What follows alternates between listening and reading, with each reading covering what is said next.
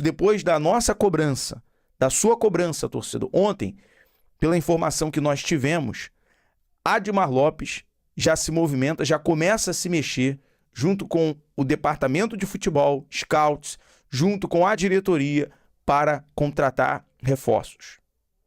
E assim, observando o setor defensivo, é de perder a paciência, porque a falta que o Cuesta faz é no mínimo para ele nem ser convocado para a seleção colombiana. É de uma tamanha irresponsabilidade no final do jogo, a partida estando 4-0, 4-1. Tem que ter responsabilidade. Jogo a jogo. É a mesma coisa o Alan Saldívia. Tá sendo artilheiro de gol contra. Isso é uma vergonha. Não, essas situações não dá para ser normalizado no Vasco. Esses erros, saída de bola do Léo Jardim, não dá para ficar normalizando essas circunstâncias. Já chega. O torcedor já perdeu a paciência, acabou a paciência. Tem que ter concentração, tem que ter foco. Por isso que o Renato falou, né? Em relação a essa atenção. No detalhe, né, a força máxima contra a equipe do Olímpia. A gente vai ter a confirmação na lista dos relacionados no embarque terça-feira, com Ramon Rick, Tietê. E quando eu digo força máxima, não é jogador sem vontade, não. Coloca quem quer. Bota o Marino pra jogar. Tá melhorando, tá evoluindo. Leva a base. Bota Zucarello, André Fernandes. Que são jogadores que querem, que estão demonstrando vontade. É isso que tá faltando. Mas, como eu disse, o Vasco começa a se mexer. Admar Lopes já faz aí os seus primeiros contatos.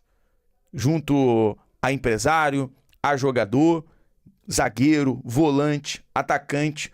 Tem que colocar, sim, um tubarão no aquário desses jogadores. Porque senão entra naquela zona de conforto. Ah, o Renato falou que não tem reserva, não tem titular. Aí todo mundo ganha minuto, ganha oportunidade, mas não aproveita. E quem aproveita, que não dá pra gente generalizar, mas, por exemplo, o Adson aproveita a oportunidade, o Spinelli tem aproveitado a oportunidade, o Marino tá melhorando, tá aproveitando a oportunidade. Aí chega no jogo que o cara joga bem, faz gol, participa da jogada, o cara recebe banco. Não dá pra entender essa matemática, não dá pra entender essa lógica. Não dá. Agora é força máxima. Renato, reúne esses caras, reúne esses jogadores. Fala, olha, agora quem tá jogando bem, até acabar a Copa do Mundo, a gente vai ter 4 jogos. Do Brasil pro Paraguai é 2 horas, no máximo, 2 horas e meia de viagem. Dá pra poder jogar bem com a força máxima quarta-feira. Dá pra jogar com a força máxima contra o Bragantino em São Januário. Coloca força máxima, coloca quem tá bem, quem quer jogar. Porque você tá oportunizando todo mundo, e aí entra no jogo quem não entrega. E segundo informações, 2 nomes que entram no radar. O zagueiro Léo Duarte, do Basak Serri. A informação que se tem é que o Vasco entrou em contato com o Léo Duarte, demonstrou interesse no atleta. O zagueiro brasileiro tem contrato até o dia 30 de junho de 2026 com o clube turco, segundo informações dos portais que cobrem o dia a dia do futebol turco. O jogador tem 1,83 m, 29 anos, usa camisa número 5 e tem aí um custo de 2,5 milhões de euros.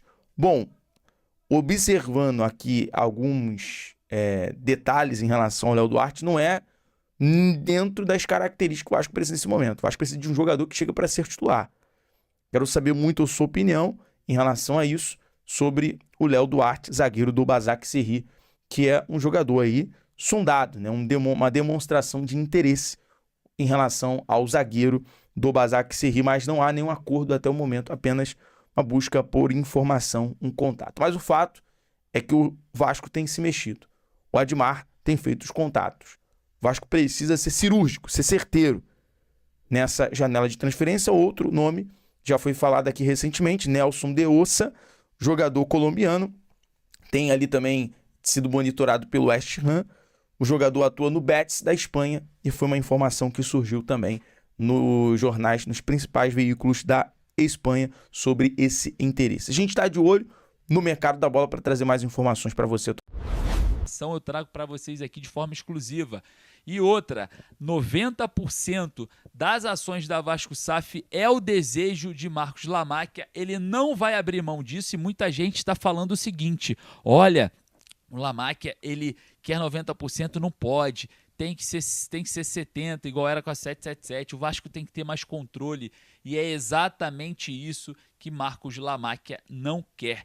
Quer controlar o mais, vamos dizer assim, ser mais majoritário possível, exatamente por conta desse turbilhão de política do Vasco, que traz insegurança jurídica, segurança administrativa e muito mais. O Lamáquia não quer que ninguém meta a mão no negócio, que ninguém tenha poder de veto, porque ele não acredita que a política do Vasco seja benéfica ao clube. Por isso, os 90%, para que não tenha problemas com pessoas com mais intenções ou até mesmo pessoas que não são capacitadas para tal. A ideia dos 90% é ter autonomia e eliminar aquilo que é julgado pelo grupo como mais influências dentro do Vasco. E aí, torcedor, você é a favor de 90%? Você é a favor de 70%? Enfim, coloca aqui nos comentários. E óbvio, eu vou trazer para vocês aqui um vídeo muito interessante, tá?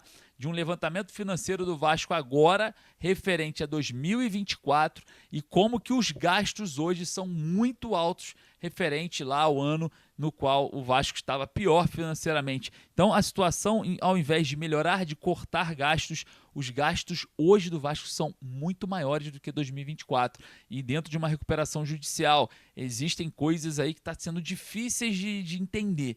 Mas eu compreendi esses gastos muito altos, de formas de negociações com jogadores, muita coisa acontecendo, né? Muita gente investigando possíveis comissões, dinheiro para lá, dinheiro para cá, muita coisa está acontecendo.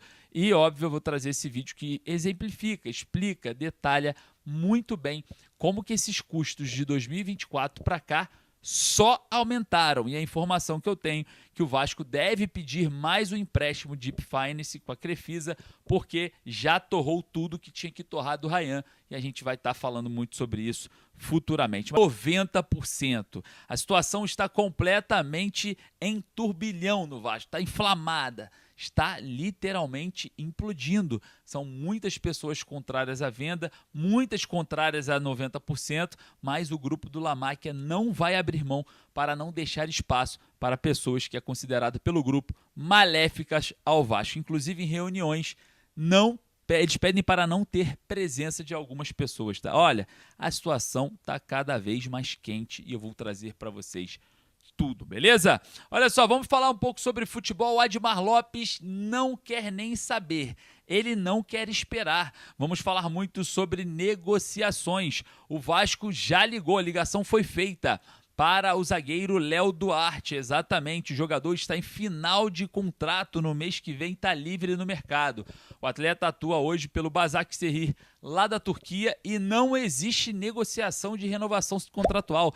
Tá tudo agarrado. O Vasco já ligou e quer informações sobre o zagueiro, que foi aqui do Flamengo, né? Jogador que foi para o Milan da Itália e agora está no Başakşehir, lá da Turquia. Pode ser reforço do Vasco para pós-Copa do Mundo, né? Para depois que a janela abrir lá em julho, e a gente vai estar observando esse cenário de negociações.